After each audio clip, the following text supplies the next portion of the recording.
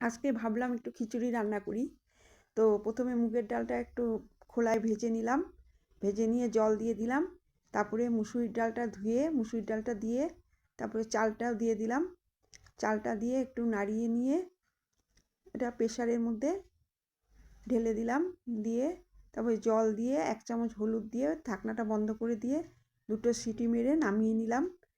এবার কড়াইতে তেল গরম করে এলাচ, দারচিনি, তেজপাতা, সাদা জিরে ফোড়ন দিয়ে এর মধ্যে রসুন কুচিটা দিয়ে তারপরে পেঁয়াজ কুচিগুলো দিয়ে 1 চামচ মতন আদা থেতো দিয়ে তারপরে 2টো কাঁচা লঙ্কা, মটরশুঁটি, 1 চামচ নুন, 1 চামচ ধনে গুঁড়ো দিয়ে ভালো করে নেড়ে নিয়ে 1/2 চামচ হলুদ দিয়ে তারপরে ভালো করে ভেজে নিলাম। নিয়ে তারপরে সিদ্ধ করে রাখা খিচুড়িটা ঢেলে দিয়ে ভালো করে ফুটিয়ে নিয়ে তারপরে উপর দিয়ে গরম মশলা আর 1 চামচ ঘি দিয়ে তৈরি করে নিলাম গরম গরম খিচুড়ি। আপনারা একটু কমেন্ট করে জানাবেন।